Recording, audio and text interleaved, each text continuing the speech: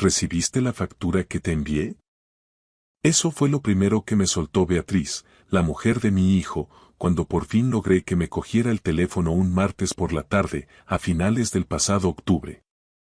Ni un hola, ni un ¿cómo estás, Pablo?, ni la más mínima cortesía antes de entrar en faena. Solo esa pregunta seca, como si yo fuera un empleado administrativo más y no su suegro. ¿Recibiste la factura?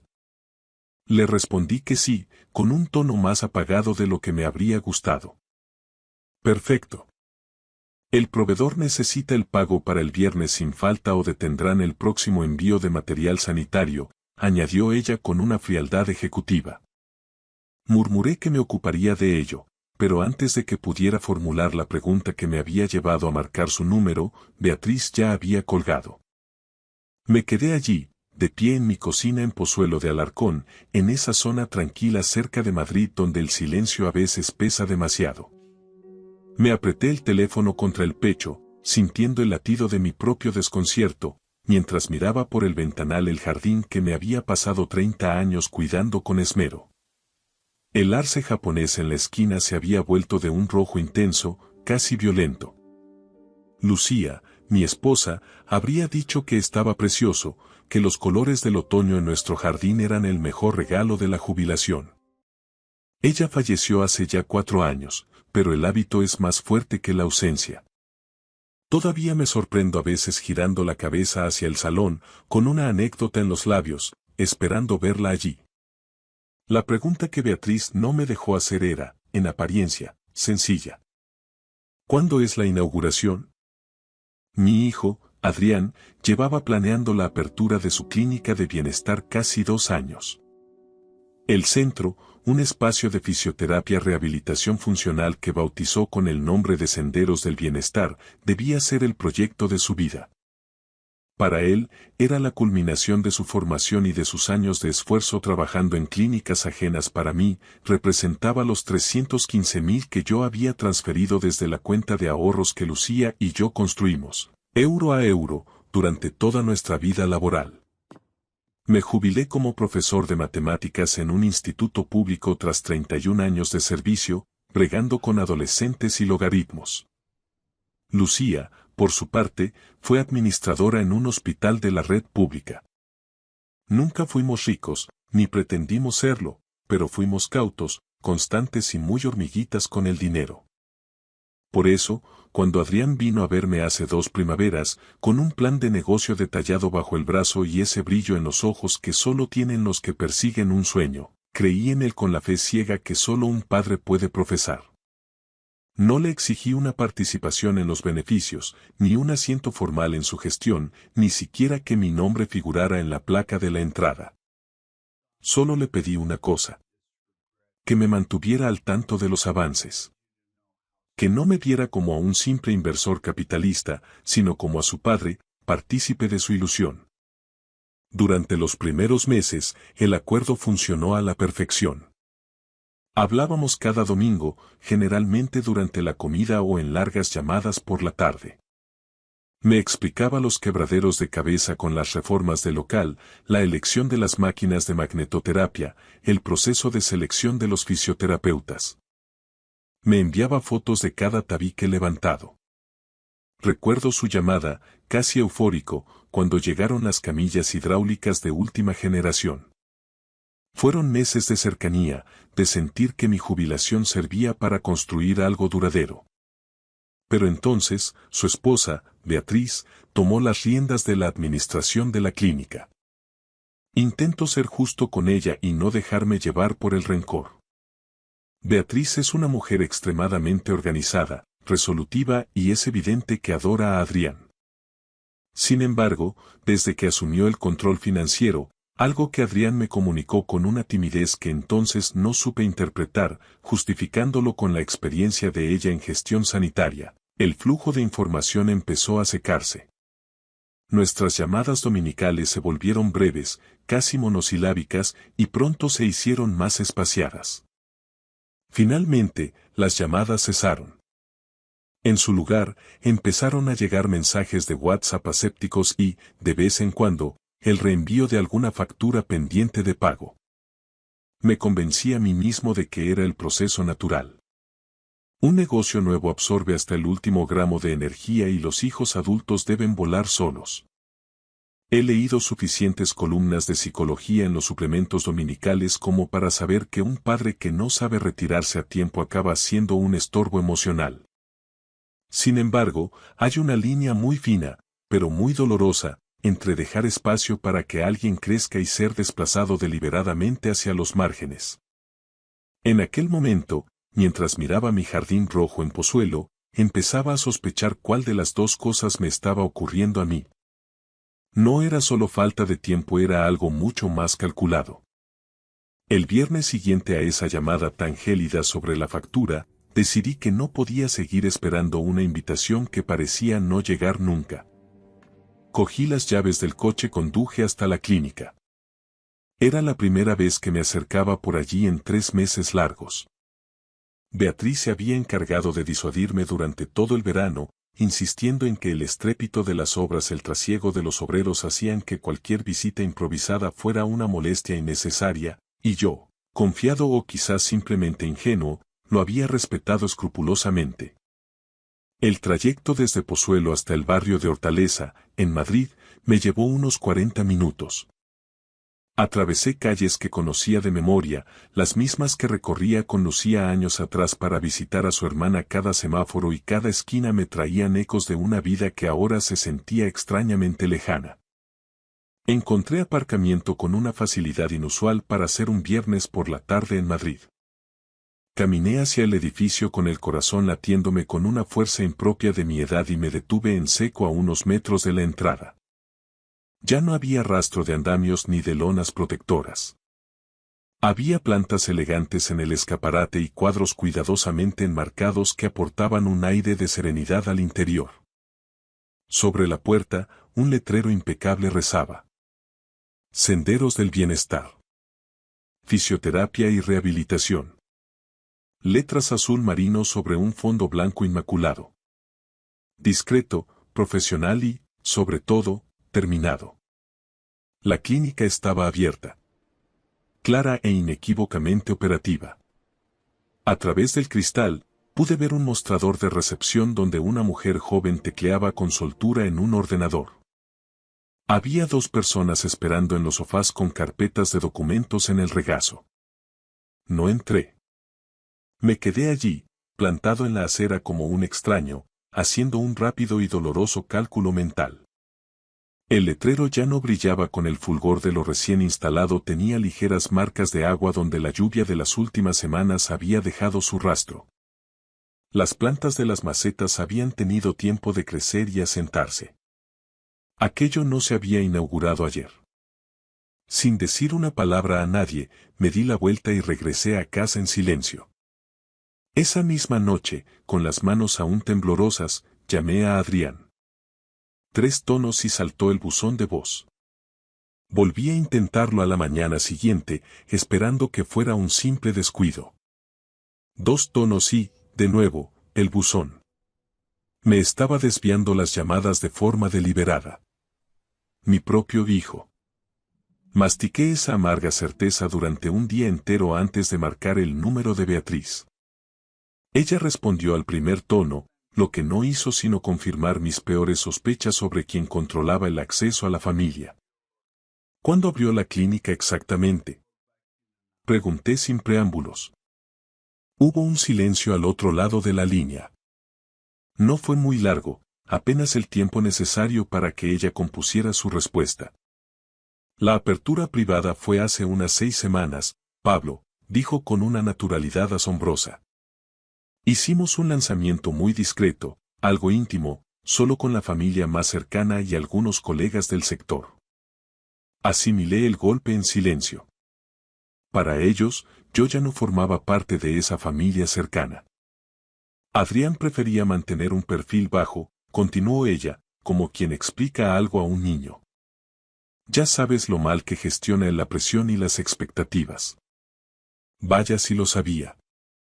Adrián siempre había sido un chico sensible, alguien que sufría de ansiedad antes de cualquier examen o evento importante.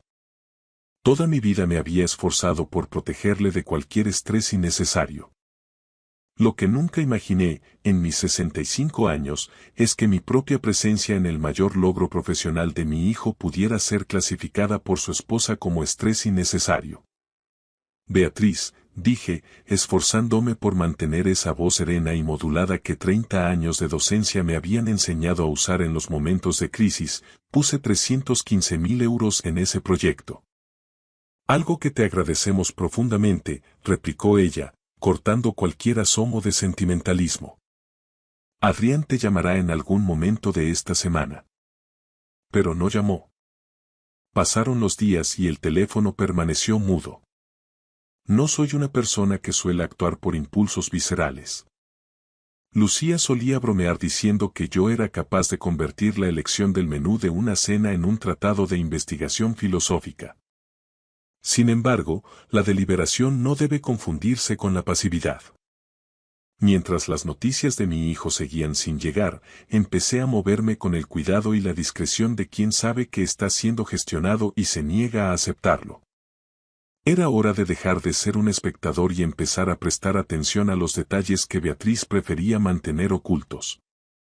Empecé a prestar una atención minuciosa a todo lo que antes daba por sentado. Desempolvé mis registros y revisé, uno por uno, cada movimiento bancario, cada recibo guardado en carpetas y cada correo electrónico relacionado con la clínica de los últimos 2 años. Había sido extremadamente meticuloso con la documentación, un hábito de profesor de matemáticas que Lucía siempre celebraba y que Adrián solía considerar una exageración. Lo que encontré al desplegarlo todo sobre la mesa de madera del comedor, bajo la luz mortecina de la tarde, fue una imagen inquietante que los detalles aislados habían mantenido oculta hasta entonces. El acuerdo original entre Adrián y yo nunca se plasmó en un contrato formal ante notario. Yo sugerí formalizarlo al principio para evitar malentendidos, pero mi hijo se mostró profundamente dolido por la propuesta. Papá, por favor, que somos familia, me dijo con una decepción que me hizo sentir mezquino por haber sugerido siquiera la palabra contrato. Ahora comprendo que apelar a la sangre era exactamente el efecto deseado para desarmar mi prudencia. Lo que sí conservaba era una serie de correos electrónicos donde Adrián describía mi aportación como una inversión en términos familiares, sin intereses bancarios ni un calendario de pagos rígido, pero con el compromiso inquebrantable de tratarme como a un socio capitalista con derecho a ser informado de cada hito importante. Sus propias palabras, su firma digital. Y la inauguración de la clínica era, por cualquier definición razonable, el hito más importante de todos. Pero había algo más turbio que la falta de invitación. Empecé a notar patrones extraños en las facturas que Beatriz me reenviaba esporádicamente. Aparecía equipamiento de alta gama que no recordaba haber aprobado y, lo más sospechoso, una cuota de consultoría que se repetía mensualmente pagada a una sociedad limitada cuyo nombre no me resultaba familiar en absoluto.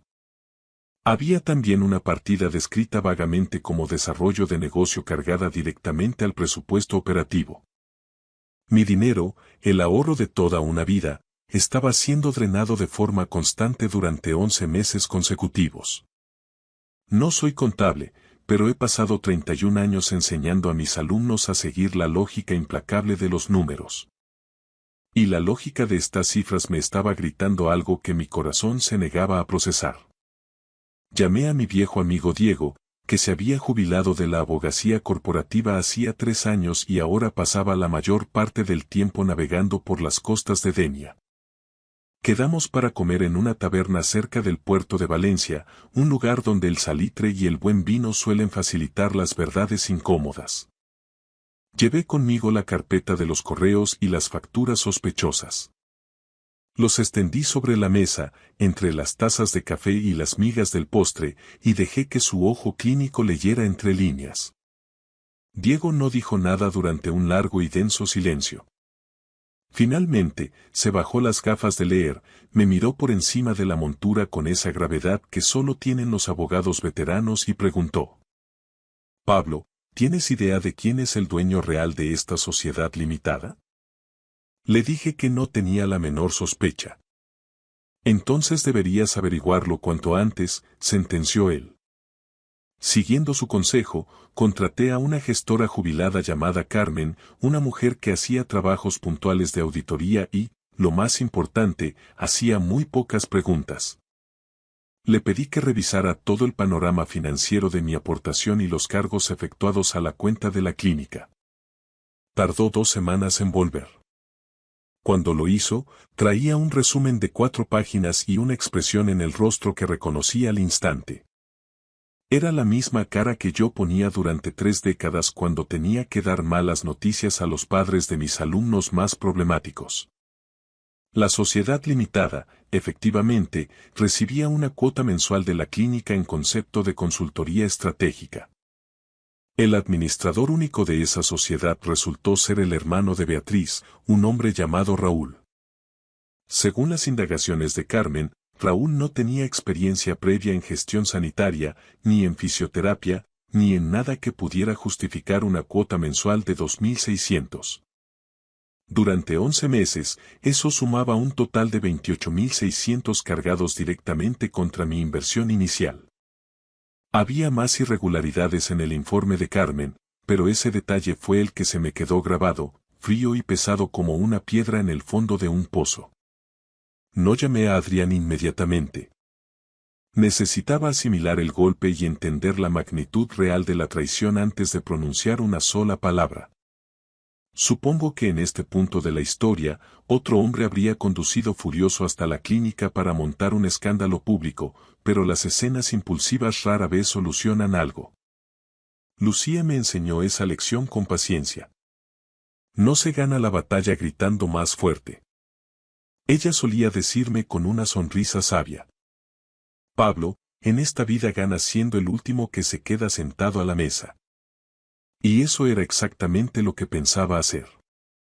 A través de un contacto mutuo, el marido de una antigua colega del instituto que casualmente había gestionado locales para el propietario del inmueble de la clínica, logré acceder a una copia del contrato de arrendamiento. No entraré en detalles sobre cómo lo conseguí exactamente en España. A veces, una cañada de favores y un café a tiempo abren más puertas que un requerimiento judicial, y no es algo que deje en buen lugar a nadie. Lo que importa es lo que descubrí entre aquellas cláusulas de lenguaje jurídico farragoso. El contrato se había blindado con un aval personal de cuantía desorbitada. Y no estaba firmado por Adrián y Beatriz de forma conjunta, como me habían dado a entender, sino por Adrián en solitario. Independientemente de la pomposa estructura empresarial que Beatriz me había vendido, el riesgo financiero real, el que te quita el sueño y te puede dejar en la calle, recaía exclusivamente sobre los hombros de mi hijo. No había protección societaria ni responsabilidad limitada que valiera frente a aquel aval. Si la clínica fallaba, Adrián respondería con todo su patrimonio presente y futuro. Me pregunté, mientras releía el documento en la soledad de mi salón en Pozuelo, si Beatriz era consciente de esto cuando autorizaba esos pagos mensuales a su hermano Raúl. No sé qué conversaciones tenían entre las paredes de su casa, ni qué silencios compartían. Lo que sí sabía es que mi hijo cargaba con una losa que quizá no comprendía del todo, mientras la persona encargada de proteger sus intereses desviaba parte del flujo de caja hacia su propia sangre. Llamé a Adrián un domingo por la mañana, rompiendo el largo silencio que se había instalado entre nosotros. Respondió al quinto tono, con esa desgana de quien no quiere ser interrumpido. Hola, papá, su voz sonaba pastosa, cansada.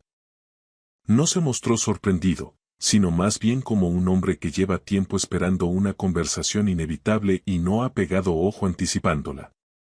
Me gustaría pasar por la clínica, le dije, midiendo cada palabra. No quiero presentarme de improviso, así que te aviso con tiempo. Estaré allí el martes por la tarde. Hubo una pausa densa, un vacío al otro lado de la línea. Claro, papá. Faltaría más. Me gustaría que Beatriz estuviera presente. Es importante que estemos los tres. Otra pausa. Esta vez mucho más larga, casi eterna. Se lo preguntaré, respondió al fin. Por favor, hazlo. Es necesario, Adrián. La reunión del martes fue, posiblemente, uno de los momentos más amargos de mi vida. Me pasé todo el fin de semana preparándola con la misma meticulosidad con la que organizaba las tutorías más conflictivas de mi carrera. Con método, sin un ápice de ira y con el firme objetivo de llegar a un entendimiento constructivo en lugar de imponer un castigo ejemplar. Llevé conmigo el informe detallado de Carmen, mis registros de correos electrónicos y la copia del contrato de alquiler. Adrián y Beatriz me recibieron en el pequeño despacho trasero de la clínica, un espacio funcional que olía a pintura fresca y desinfectante. Mi hijo parecía no haber dormido en una semana, tenía ojeras profundas y evitaba mi mirada.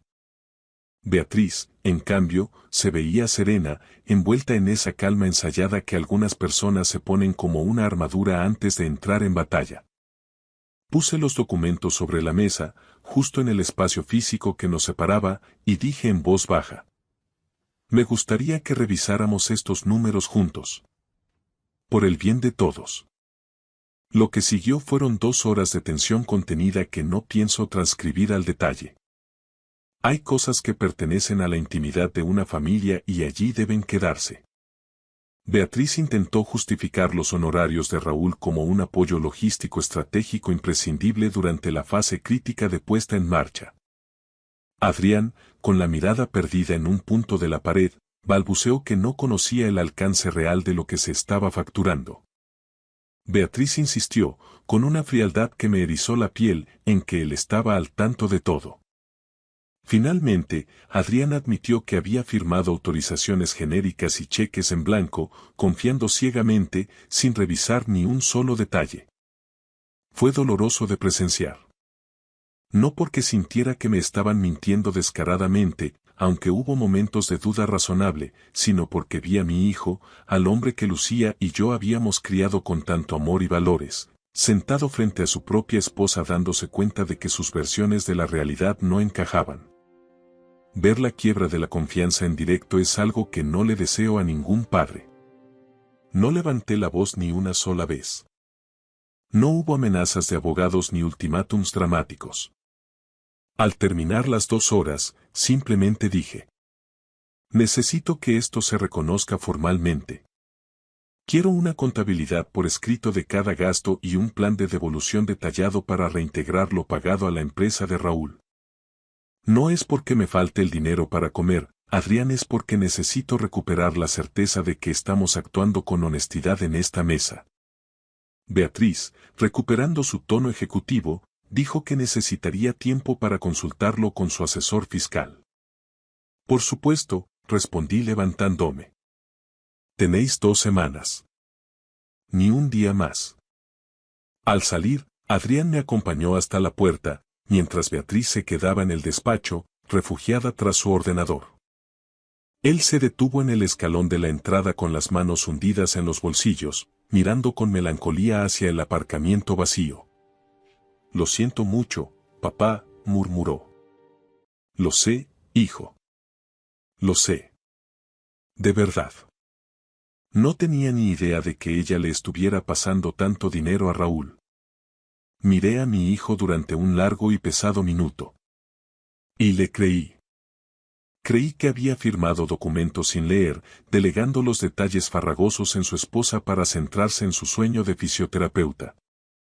Había construido una clínica preciosa, un templo al bienestar, sobre unos cimientos financieros que nunca se molestó en inspeccionar. Lo había visto hacer variaciones de esto toda su vida. Adrián siempre fue el visionario, el soñador que necesitaba a otros para ejecutar la letra pequeña. Era su mayor virtud y, al mismo tiempo, su grieta más profunda. Y en este caso, alguien muy cercano se había aprovechado de esa vulnerabilidad. Es algo que vas a tener que solucionar tú mismo, le dije, poniéndole una mano en el hombro. No lo hagas por mí ni por el dinero. Hazlo por tu propia dignidad y por el futuro de este lugar. Regresé a Pozuelo envuelto en la luz anaranjada y mortecina del atardecer madrileño. La M40 fluía con esa lentitud exasperante de los martes, pero yo no tenía ninguna prisa por llegar a mi casa vacía. Sintonicé Radio Nacional, una vieja costumbre de los tiempos en que Lucía insistía en que la radio era la mejor compañera para no sentirse solo al volante, y dejé que el trayecto durara lo que tuviera que durar, procesando el peso de la reunión. Las 2 semanas de plazo transcurrieron en un silencio tenso. Un jueves por la mañana, recibí un correo electrónico del contable de Beatriz. Adjuntaba un documento PDF que contenía una auditoría completa y detallada de todos los gastos de la clínica hasta la fecha. Allí estaban, negro sobre blanco, los honorarios de Raúl. Sumaban exactamente 31.700 en pagos que yo jamás había autorizado. El documento incluía una propuesta de reembolso formal, estructurada en cuotas mensuales durante 18 meses, que se detraerían directamente de los beneficios operativos del centro. Revisé los términos con Diego por teléfono. Tras un par de comentarios técnicos, me confirmó que la propuesta era justa y legalmente sólida. Acepté, pero impuse una condición innegociable. A partir de ese momento, cualquier gasto extraordinario que superase los 4.500 requeriría mi conformidad previa y por escrito. Beatriz aceptó a través de un mensaje corto. No sonaba contenta, pero la transparencia ya no era una opción, sino una obligación. Lo que ocurrió después fue un proceso mucho más lento y menos cinematográfico. Adrián y yo retomamos nuestras conversaciones de los domingos, aunque el tono había cambiado para siempre. Eran llamadas más cortas, marcadas por una prudencia nueva, pero también por una honestidad descarnada que antes nos faltaba. Me confesó cosas que se había guardado por miedo o por orgullo. Que los primeros 3 meses de la clínica habían sido un abismo de dudas, que le aterraba decepcionarme y que las discusiones con Beatriz por el control del dinero habían empezado mucho antes de que yo pusiera la primera piedra financiera. Podrías haber acudido a mí, hijo, le dije un domingo, mientras observaba el jardín desde la cocina. Un padre que no es capaz de escuchar las noticias difíciles de su hijo no es un padre en el que se pueda confiar.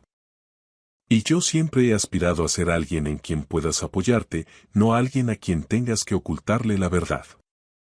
Nunca recibí esa invitación para la gran inauguración oficial. Nunca estuve en la puerta de Senderos del Bienestar estrechando la mano de sus colegas ni disfrutando de ese orgullo público que siente un padre cuando ve el éxito de su descendencia. Ese momento me lo arrebataron, y no voy a mentir diciendo que no dejó una cicatriz. Me dolió, y me sigue doliendo cuando paso por delante de la fachada y veo el letrero azul. Sin embargo, a mediados de diciembre, un viernes lluvioso, Adrián me llamó con una voz distinta, más cercana. Me preguntó si quería acercarme a la clínica para una cena de Navidad anticipada y privada. Solo nosotros 3. Él, Beatriz y yo. Cenamos en la pequeña cocina del personal, al fondo del local, con platos de plástico y comida de un restaurante de takeaway de la esquina. Acepté. Me senté en una mesa plegable, rodeado de cajas de cartón y con una hilera de luces navideñas que Adrián había colgado de mala manera en la ventana. Mientras comíamos, pensé en Lucía y en mis 31 años explicando logaritmos y ecuaciones a hijos de desconocidos. Pensé en lo que significa realmente invertir en algo. El dinero, al final, es la parte sencilla de la ecuación. Lo acumulas con esfuerzo durante décadas y puedes desprenderte de él en un solo segundo, con una firma. Una vez que sale de tus manos, ya no te pertenece, se va al mundo a construir paredes o a pagar deudas. La inversión verdaderamente difícil es la otra. La que haces en una persona a lo largo de los años con tu paciencia, tu presencia física y tu voluntad de no levantarte de la mesa incluso cuando los números no salen y la confianza se agrieta. No sé si Adrián y Beatriz han resuelto sus diferencias matrimoniales, ese es su camino, no el mío. Pero sé que mi hijo me miró aquella noche, por encima de los recipientes de plástico, y me dijo: «Papá, esto no existiría sin ti». Y en ese momento, supe que no hablaba de los 300.000 euros. Tengo 65 años. He enterrado al amor de mi vida, He sobrevivido a una larga carrera profesional y he navegado por más conversaciones amargas de las que puedo contar. La lección que he extraído de todo esto, y la que daría a cualquier padre en mi situación, es que un contrato no es una señal de desconfianza, sino un acto de respeto supremo. Un papel dice: me tomo esto tan en serio que quiero que quede por escrito. Dice: creo tanto en este proyecto que quiero que sea real y transparente para ambos. La clínica de mi hijo funciona bien ahora. Los reembolsos llegan puntuales el primer día de cada mes, como un reloj suizo. Visito el centro el segundo martes de cada mes y Adrián me ofrece un café mientras repasamos un breve informe de gestión. Ocupación de salas, nuevas derivaciones médicas, mantenimiento. En primavera, cuando decidió comprar una nueva máquina de ecografía de última generación, me llamó antes de firmar la orden de compra para pedir mi opinión. Esa llamada, ese gesto de incluirme en la decisión antes de gastar el dinero, valió para mí mucho más de lo que habría valido cualquier placa conmemorativa en la inauguración. No soy un hombre que necesite ser el centro de la celebración, soy un hombre que necesita ser parte del proceso. Hay una diferencia abismal entre ambas cosas, y me costó perder la primera para asegurar la segunda. Si eres un padre o una madre que ha entregado a un hijo su dinero, su tiempo o su confianza ciega, y has empezado a sentir ese frío en el estómago que te dice que te están gestionando en lugar de respetarte, escucha esto. Tus sentimientos son información valiosa. No los ignores. No te convenzas de que eres una persona difícil o de que el amor familiar exige el silencio ante la duda. Haz la pregunta incómoda. Lee el documento. Exige las cuentas. Si tu hijo merece realmente que creas en él, y la mayoría lo merece, se sentará contigo a esa mesa, por mucho que escueza. Y lo resolveréis juntos. Eso es lo que significa ser una familia en el mundo real. No es la ausencia de conflictos, sino la voluntad inquebrantable de afrontarlos de cara. Gracias por escuchar mi historia hasta el final. Si resonó contigo, dale like, escribe en los comentarios qué fue lo que más te tocó y no olvides decir de dónde eres. Suscríbete al canal, vienen muchas más historias. Conducía por la gran vía madrileña cuando vi a mi hija mendigando, apretando a mi nieta contra su pecho entre el rugido de los motores y el calor asfixiante del asfalto. Sus ojos, cargados de un terror que no reconocí, me suplicaron en un susurro: papá, vete, por favor. Nos están vigilando. Fue en ese preciso instante cuando comprendí que su marido y esa víbora de su suegra habían orquestado todo este infierno. Solo alcancé a decirle: no te preocupes. Déjamelo a mí. Lo que aún no sospechaba era hasta qué punto llegaba su maldad. No se habían limitado a robarle su patrimonio. La habían acorralado, cazado y empujado hasta el abismo, pero yo me iba a encargar de que pagaran por cada lágrima. Me llamo Tomás García, y a mis 66 años he aprendido que, a veces, el silencio no es solo prudencia, es supervivencia. Eso era lo que buscaba aquella tarde de junio mientras salía del Hospital Universitario La Paz. Las palabras del cardiólogo aún resonaban en mi cabeza. Tomás, su tensión se dispara cuando se altera. Necesita evitar el estrés a toda costa. Apagué el aire acondicionado a pesar de los casi 40 grados que asolaban Madrid a veces. La incomodidad física ayuda a despejar la mente mejor que cualquier lujo. El tráfico estaba colapsado en el nudo de Plaza Elíptica. Me detuve ante el semáforo en rojo, con las manos apoyadas en el volante, dejando que la mente vagara sin rumbo fijo. Fue entonces cuando la vi. Una mujer se movía entre los coches, delgada y con la ropa hecha jirones. Sus prendas estaban manchadas y rotas, y caminaba descalza sobre el asfalto ardiente, lo suficientemente caliente como para quemar la piel al contacto. Llevaba a un bebé sujeto al pecho, una criatura diminuta de mejillas pálidas cuya cabecita colgaba débilmente contra su hombro. Pasaba de ventanilla en ventanilla, contando las monedas de céntimo en su palma con una urgencia desesperada.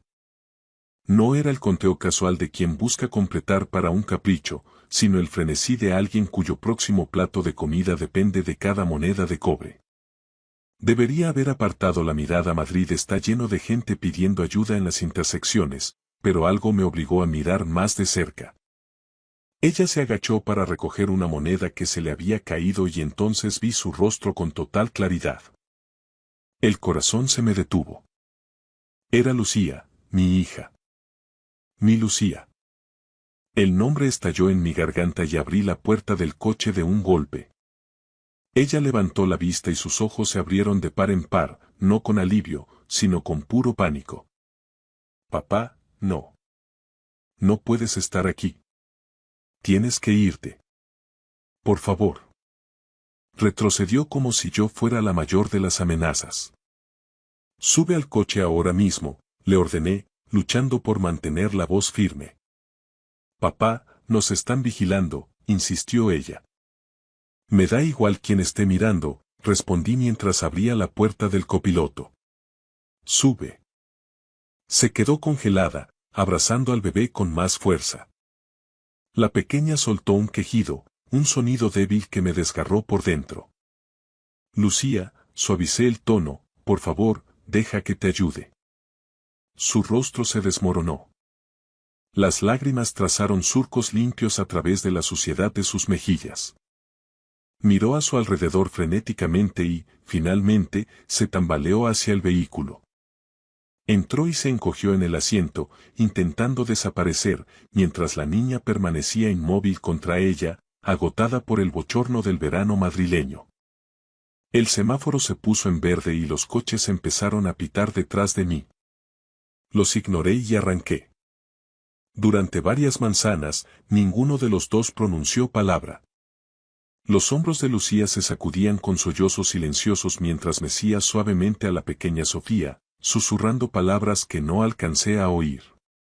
Tenía 1000 preguntas, pero una quemaba más que las demás.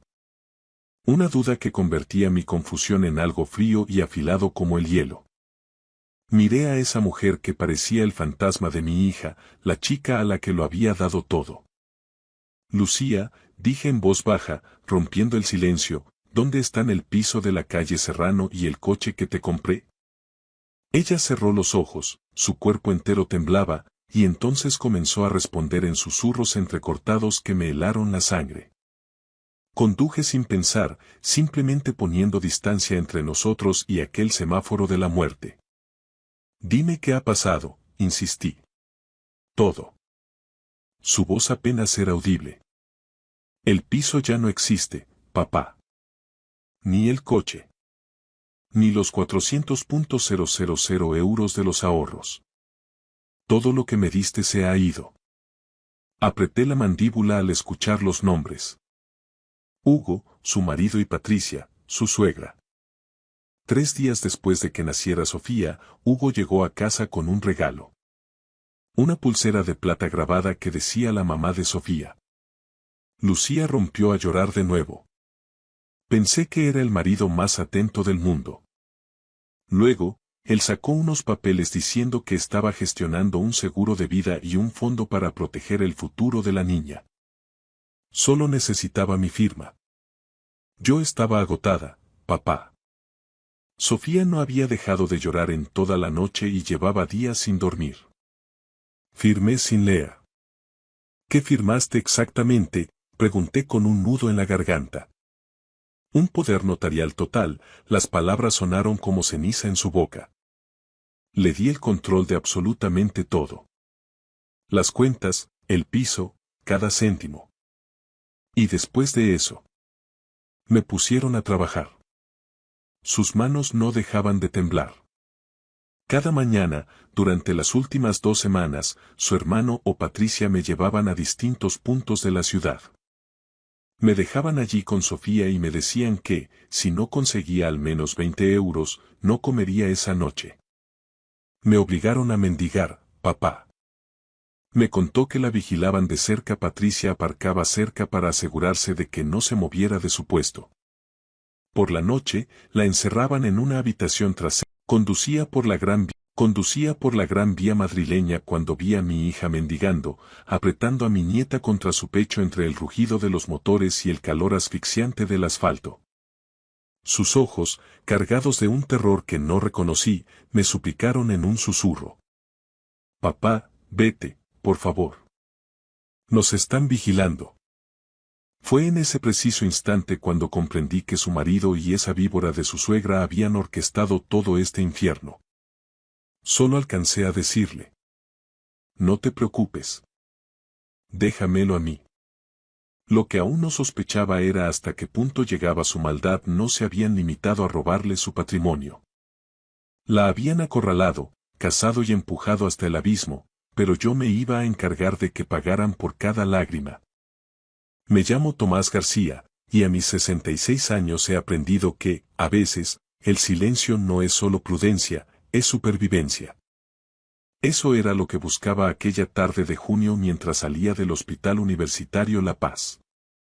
Las palabras del cardiólogo aún resonaban en mi cabeza. Tomás, su tensión se dispara cuando se altera. Necesita evitar el estrés a toda costa. Apagué el aire acondicionado a pesar de los casi 40 grados que asolaban Madrid a veces. La incomodidad física ayuda a despejar la mente mejor que cualquier lujo. El tráfico estaba colapsado en el nudo de Plaza Elíptica. Me detuve ante el semáforo en rojo, con las manos apoyadas en el volante, dejando que la mente vagara sin rumbo fijo. Fue entonces cuando la vi. Una mujer se movía entre los coches, delgada y con la ropa hecha jirones. Sus prendas estaban manchadas y rotas, y caminaba descalza sobre el asfalto ardiente, lo suficientemente caliente como para quemar la piel al contacto. Llevaba a un bebé sujeto al pecho, una criatura diminuta de mejillas pálidas cuya cabecita colgaba débilmente contra su hombro. Pasaba de ventanilla en ventanilla, contando las monedas de céntimo en su palma con una urgencia desesperada. No era el conteo casual de quien busca completar para un capricho, sino el frenesí de alguien cuyo próximo plato de comida depende de cada moneda de cobre. Debería haber apartado la mirada. Madrid está lleno de gente pidiendo ayuda en las intersecciones, pero algo me obligó a mirar más de cerca. Ella se agachó para recoger una moneda que se le había caído y entonces vi su rostro con total claridad. El corazón se me detuvo. Era Lucía, mi hija. Mi Lucía. El nombre estalló en mi garganta y abrí la puerta del coche de un golpe. Ella levantó la vista y sus ojos se abrieron de par en par, no con alivio, sino con puro pánico. Papá, no. No puedes estar aquí. Tienes que irte. Por favor. Retrocedió como si yo fuera la mayor de las amenazas. Sube al coche ahora mismo, le ordené, luchando por mantener la voz firme. Papá, nos están vigilando, insistió ella. Me da igual quien esté mirando, respondí mientras abría la puerta del copiloto. Sube. Se quedó congelada, abrazando al bebé con más fuerza. La pequeña soltó un quejido, un sonido débil que me desgarró por dentro. Lucía, suavicé el tono, por favor, deja que te ayude. Su rostro se desmoronó. Las lágrimas trazaron surcos limpios a través de la suciedad de sus mejillas. Miró a su alrededor frenéticamente y, finalmente, se tambaleó hacia el vehículo. Entró y se encogió en el asiento, intentando desaparecer, mientras la niña permanecía inmóvil contra ella, agotada por el bochorno del verano madrileño. El semáforo se puso en verde y los coches empezaron a pitar detrás de mí. Los ignoré y arranqué. Durante varias manzanas, ninguno de los dos pronunció palabra. Los hombros de Lucía se sacudían con sollozos silenciosos mientras mecía suavemente a la pequeña Sofía, susurrando palabras que no alcancé a oír. Tenía 1000 preguntas, pero una quemaba más que las demás. Una duda que convertía mi confusión en algo frío y afilado como el hielo. Miré a esa mujer que parecía el fantasma de mi hija, la chica a la que lo había dado todo. Lucía, dije en voz baja, rompiendo el silencio, ¿dónde están el piso de la calle Serrano y el coche que te compré? Ella cerró los ojos, su cuerpo entero temblaba, y entonces comenzó a responder en susurros entrecortados que me helaron la sangre. Conduje sin pensar, simplemente poniendo distancia entre nosotros y aquel semáforo de la muerte. Dime qué ha pasado, insistí. Todo. Su voz apenas era audible. El piso ya no existe, papá. Ni el coche. Ni los 400.000 euros de los ahorros. Todo lo que me diste se ha ido. Apreté la mandíbula al escuchar los nombres. Hugo, su marido y Patricia, su suegra. 3 días después de que naciera Sofía, Hugo llegó a casa con un regalo. Una pulsera de plata grabada que decía la mamá de Sofía. Lucía rompió a llorar de nuevo. Pensé que era el marido más atento del mundo. Luego, él sacó unos papeles diciendo que estaba gestionando un seguro de vida y un fondo para proteger el futuro de la niña. Solo necesitaba mi firma. Yo estaba agotada, papá. Sofía no había dejado de llorar en toda la noche y llevaba días sin dormir. Firmé sin leer. ¿Qué firmaste exactamente?, pregunté con un nudo en la garganta. Un poder notarial total, las palabras sonaron como ceniza en su boca. Le di el control de absolutamente todo. Las cuentas, el piso, cada céntimo. Y después de eso, me pusieron a trabajar. Sus manos no dejaban de temblar. Cada mañana, durante las últimas 2 semanas, su hermano o Patricia me llevaban a distintos puntos de la ciudad.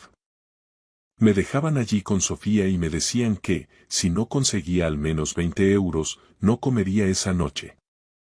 Me obligaron a mendigar, papá. Me contó que la vigilaban de cerca. Patricia aparcaba cerca para asegurarse de que no se moviera de su puesto. Por la noche, la encerraban en una habitación trasera y le quitaban el móvil. Dijeron que si intentaba contactar contigo, me quitarían a Sofía y no la volvería a ver jamás. Tuve que detener el coche a un lado de la carretera. Las manos me temblaban demasiado para seguir conduciendo. ¿Por qué no escapaste a buscar? Conducía por la gran vía madrileña cuando vi a mi hija mendigando, apretando a mi nieta contra su pecho entre el rugido de los motores y el calor asfixiante del asfalto.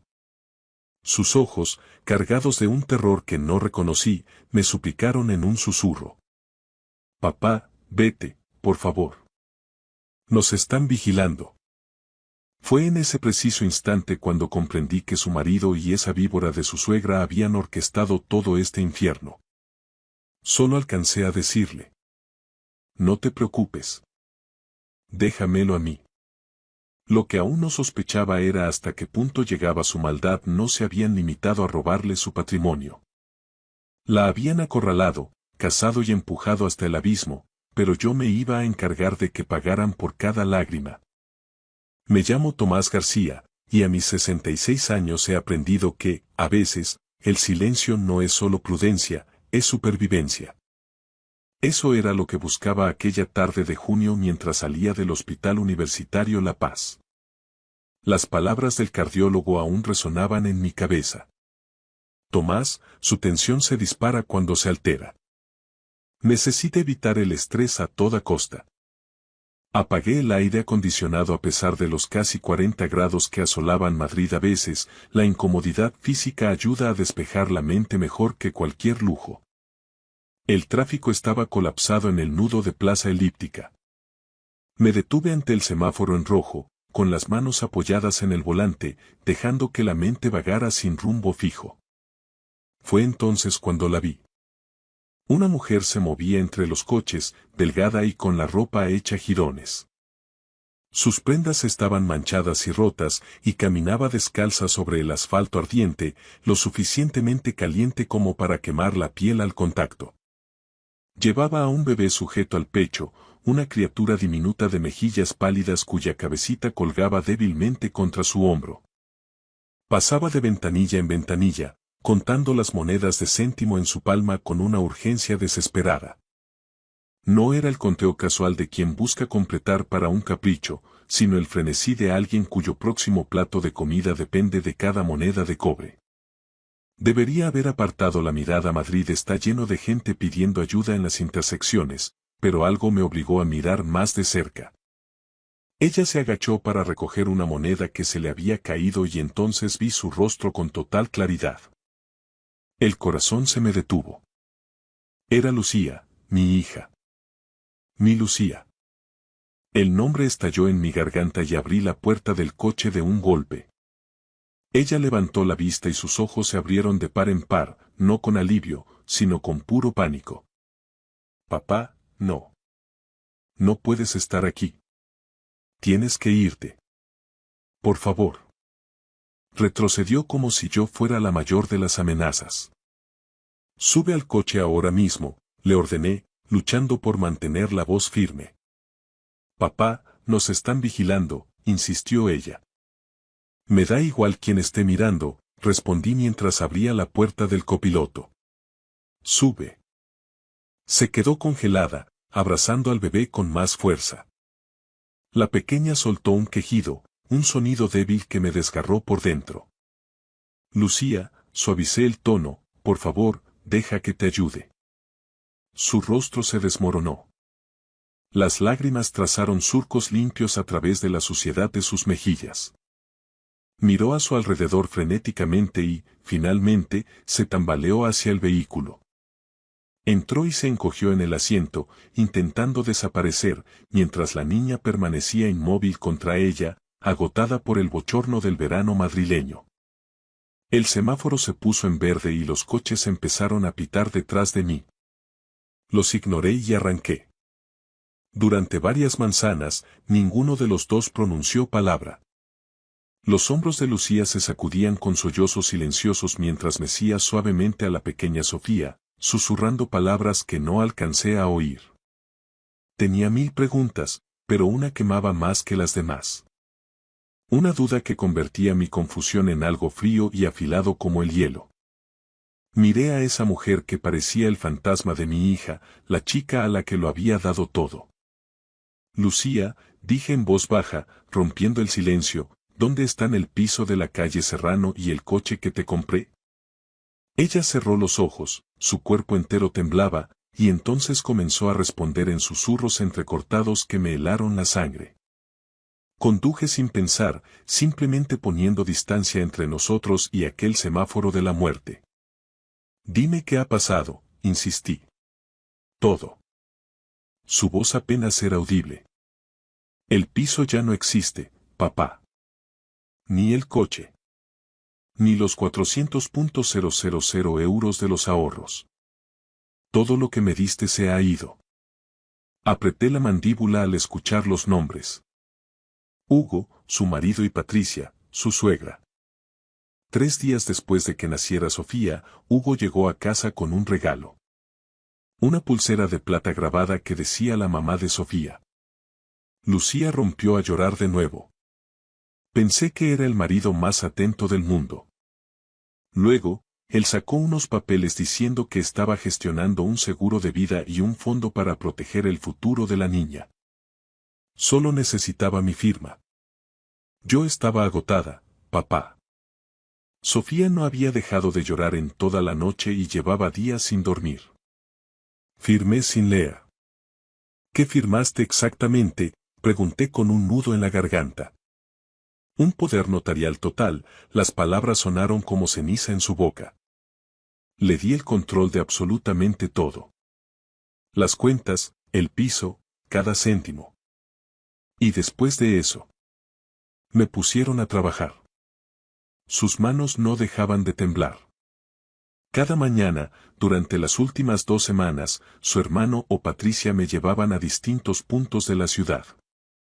Me dejaban allí con Sofía y me decían que, si no conseguía al menos 20 euros, no comería esa noche. Me obligaron a mendigar, papá. Me contó que la vigilaban de cerca. Patricia aparcaba cerca para asegurarse de que no se moviera de su puesto. Por la noche, la encerraban en una habitación trasera y le quitaban el móvil. Dijeron que si intentaba contactar contigo, me quitarían a Sofía y no la volvería a ver jamás. Tuve que detener el coche a un lado de la carretera. Las manos me temblaban demasiado para seguir conduciendo. ¿Por qué no escapaste a buscar ayuda?, pregunté con el corazón encogido. Porque me dijeron que te daría un infarto si aparecía así, dijo entre nuevas lágrimas.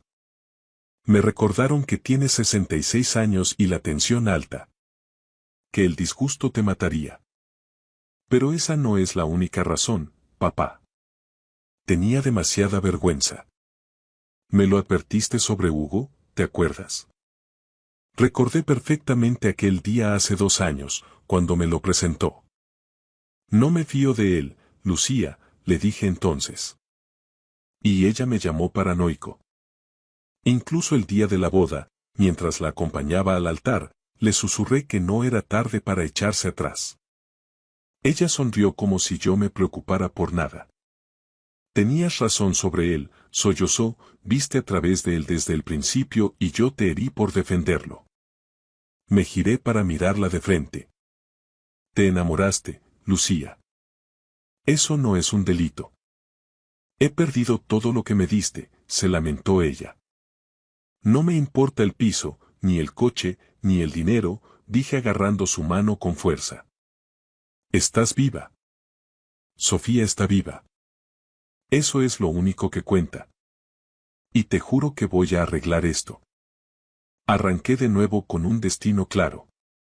Un pequeño hostal de carretera cerca de la Sierra de Guadarrama, propiedad de un viejo amigo llamado Enrique. No era nada lujoso, pero Enrique sabía mantener la boca cerrada. Al vernos llegar, le bastó una mirada a Lucía y a la niña para entregarme las llaves sin hacer una sola pregunta. Nos trajo agua y toallas limpias antes de desaparecer. Lucía se dejó caer en la cama, todavía abrazada a Sofía, que finalmente se relajó con el aire fresco. Me quedé junto a la ventana, vigilando el aparcamiento. Mi mente ya estaba trazando planes, movimientos, pasos a seguir. Esa noche, por fin, estaban a salvo, pero sabía que Hugo no dejaría de buscarlas. Aquella primera noche en el hostal de Enrique, no pegué ojo. Me senté en una silla junto a la puerta, vigilando el parking a través de una rendija en las cortinas, mientras Lucía y Sofía por fin descansaban en la cama a mi espalda. Cada par de faros que pasaba por la carretera hacía que mi pulso se acelerara. El amanecer llegó con el calor de la sierra empezando a apretar. Dejé a Lucía durmiendo y conduje hasta un Carrefour cercano para comprar lo básico. Leche de fórmula, pañales, ropa limpia y artículos de aseo. Cuando regresé, Lucía ya estaba despierta alimentando a Sofía con un biberón que Enrique había conseguido de algún sitio. Gracias, papá, me dijo en voz baja. Yo solo asentí, las palabras sobraban en ese momento. El segundo día transcurrió en una calma tensa. Lucía se duchó por primera vez en semanas. Yo cuidaba de Sofía mientras ella dormía. Después la pequeña por fin parecía tranquila, el rojo de sus mejillas por el sol había desaparecido y su respiración era suave. Pasé esas horas pensando y planeando. Hugo tenía dinero, contactos y, evidentemente, ninguna conciencia. No podía limitarme a esconder a Lucía y esperar que se rindiera. Tipos como él no se rinden, escalan el conflicto. Necesitaba ayuda real. Un abogado, quizás un investigador privado, gente que entendiera cómo luchar en este tipo de guerras. Pero primero, debía llevarlas a un lugar más seguro. El tercer día empezó igual de tranquilo, hasta que alguien llamó a la puerta. 3 golpes secos. Pausa. 3 golpes más. Lucía palideció al instante. Papá, susurró. Le hice una señal para que guardara silencio. Los golpes volvieron, más fuertes, y luego una voz melosa y artificialmente amable me hizo revolver el estómago. Sr. García, me llamo Borja. Vengo de parte de Hugo Santillana. Ha habido un malentendido familiar y nos gustaría hablar para solucionarlo. Me acerqué a la puerta sin abrirla. No hay nada de qué hablar. Caballero, entiendo que las emociones estén a flor de piel, pero Lucía es la esposa de Hugo y Sofía es su hija. Si usted las está reteniendo contra su voluntad, Eso podría considerarse interferencia en la custodia e incluso secuestro. ¿Custodia? La rabia me quemaba el pecho, pero mantuve la voz nivelada. Hugo las echó a la calle. Esa no es la versión de Hugo, señor. El tono amigable de Borja se desvaneció. Él dice que Lucía se fue voluntariamente, abandonando el hogar familiar. Está muy preocupado por el bienestar de la niña, especialmente después de saber que Lucía ha sido vista pidiendo limosna por las calles de Madrid. Apreté el pomo de la puerta hasta que me dolieron los nudillos. Esto es lo que va a pasar, dije con frialdad. Te vas a marchar ahora mismo. Le vas a decir a Hugo que Lucía y Sofía están a salvo. Y le vas a decir que, si vuelve a acercarse a ellas, se arrepentirá el resto de su vida. Borja soltó una carcajada desagradable. Señor García, usted es un hombre mayor con problemas de corazón. Hugo tiene recursos, bufetes de abogados en la Castellana y contactos. Puede hacer que esto sea muy difícil para usted. Vete de mi propiedad. Esto no es su propiedad, es un hostal. Volveremos a encontrarlas, y la próxima vez puede que no seamos tan educados. Oí sus pasos alejarse y el motor de un coche arrancar. Lucía estaba detrás de mí, temblando con Sofía en brazos. ¿Saben dónde estamos?, susurró. No por mucho tiempo, respondí. Llamé a Enrique y en 15 minutos nos ayudó a salir por una puerta trasera, asegurándome que diría a cualquiera que preguntara que nos habíamos marchado hacía días. Mientras subía a Lucía y a la pequeña al coche, mi mente ya trabajaba en el siguiente paso. Hugo nos había encontrado por suerte o por persistencia, y volvería a hacerlo si seguíamos huyendo. Tenía que dejar de correr y empezar a atacar, pero no podía hacerlo solo. Si volvían a localizarnos, la próxima vez traerían a la policía y usarían la ley en nuestra contra. Llegamos a un apartamento en Las Rosas que conseguí a través de un antiguo colega. Tenía control de acceso y cámaras de seguridad en cada entrada. Instalé a Lucía, le enseñé cómo echar el doble cerrojo y le hice prometer que no abriría a nadie que no fuera yo. ¿A dónde vas?, me preguntó asustada. A buscar refuerzos. El despacho de Samuel Portero estaba en un edificio profesional cerca de los juzgados de Plaza de Castilla. Conocía a Samuel desde hacía 15 años, habíamos coincidido en la directiva de una fundación. Era afilado, metódico y no perdía el tiempo en cortesías. Cuando entré en su oficina esa tarde, me miró a la cara y dijo: ¿A quién tengo que enterrar, Tomás? Le conté todo. Escuchó sin interrumpir, tomando notas con una caligrafía impecable. Cuando terminé, se reclinó en su silla. Necesitas más que un abogado, Tomás. Necesitas un investigador. Cogió el teléfono. Carlos Merino. Es el mejor perito judicial financiero que conozco. Si Hugo movió ese dinero, Carlos encontrará el rastro.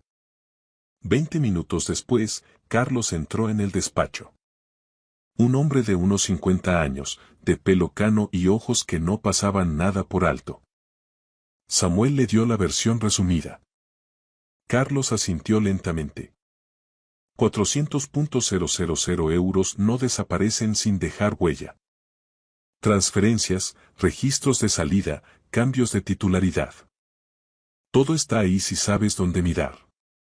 Necesitaré la información de las cuentas de Lucía y cualquier cosa que recuerde haber firmado. Firmó un poder notarial, dije. Pensó que eran papeles de un seguro. Eso es dolo.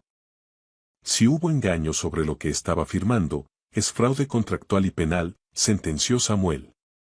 Primero, pediremos una orden de alejamiento inmediata. Luego, construiremos el caso por estafa, coacción y posible apropiación indebida. ¿Y Sofía?, pregunté. Hugo ya está amenazando con el tema de la custodia. ¿Con qué argumentos? Que Lucía estaba en la calle. La expresión de Samuel se endureció. Estableceremos que estaba en la calle porque Hugo la puso allí. Hay una diferencia abismal. Pero necesitamos testigos. Alguien que viera lo que estaba pasando. Recordé a una voluntaria de una ONG madrileña que ayudaba a personas sin hogar. Hay una mujer, Elena Rivas. Trabaja en asistencia social. Vio a Lucía varias veces e intentó ayudarla. La encontraré, dijo Carlos tomando nota. ¿De cuánto tiempo disponemos? Pregunté. De días, no de semanas, respondió Samuel. Hugo sabe que tienes a Lucía. O intentará presionarla para que vuelva o presentará una denuncia oficial para forzar la situación. Tenemos que estar listos antes que él. Asentí, sintiendo por primera vez algo que no había sentido desde que encontré a mi hija en aquel semáforo. Esperanza. Al levantarme para irme, mi móvil vibró. Un mensaje de un número desconocido. Tu hija está por todo Facebook. La gente se hace preguntas. Mejor actúa rápido antes de que esto se ponga más feo. Se lo enseñé a Samuel. Esa es su otra arma, dijo él. La opinión pública. Carlos, ¿cuánto puedes tardar? Iré rápido, respondió Carlos, pero ellos nos llevan ventaja con el relato de los hechos. Salí de allí con la cabeza a mil. Hugo no solo iba a por Lucía legalmente, iba a por su reputación, asegurándose de que, incluso si ganábamos en el juzgado, ella ya hubiera perdido ante los ojos de todo el mundo. Esa misma noche, poco después de las 8, mientras estaba en la cocina del apartamento de Las Rosas observando cómo Lucía intentaba que Sofía tomara un poco de leche, mi móvil vibró sobre la mesa. Era un enlace de Facebook enviado por un desconocido. Al abrirlo, mi estómago dio un vuelco. El video, grabado desde la ventanilla de un coche, mostraba a Lucía en el nudo de Plaza Elíptica, bajo un sol abrasador, con la pequeña Sofía llorando en sus brazos. Lucía se veía demacrada, con la mirada perdida por el agotamiento. El pie de foto escrito por Hugo decía: Esta es mi esposa, Lucía Santillana. Abandonó a nuestra familia, se llevó a nuestra hija y desapareció. No está bien mentalmente y rechaza cualquier ayuda. Si la ven, avísenme. Solo quiero que mi bebé vuelva a casa sana y salva. En apenas 2 horas, el video ya tenía más de 15.000 reproducciones. Los comentarios eran despiadados. ¿Qué clase de madre usa a un bebé para estafar? Parece drogada, que alguien llame a servicios sociales, la vi ayer, es una mendiga profesional. Y coronando la lista, un comentario de Patricia, su suegra. Hemos intentado ayudarla tanto. Está así desde que nació Sofía. Le dimos todo, pero nos rechazó. Ahora pone en peligro a la niña, rezo para que reciba ayuda. Cientos de personas apoyaban sus mentiras. Lucía se acercó y, antes de que pudiera evitarlo, tomó el teléfono. Vio el video y leyó las palabras de odio. Dicen que soy un monstruo. Que uso a mi hija por dinero, susurró con la voz rota antes de romper a llorar desconsoladamente. La gente le cree a él, papá. Creen que soy una mala madre. Llamé a Samuel de inmediato. Lo he visto, Tomás, me dijo antes de que pudiera hablar. Tenemos que responder, Samuel, hay que contar la verdad, exigí. Pero su respuesta fue tajante, no. Si respondes ahora, parecerás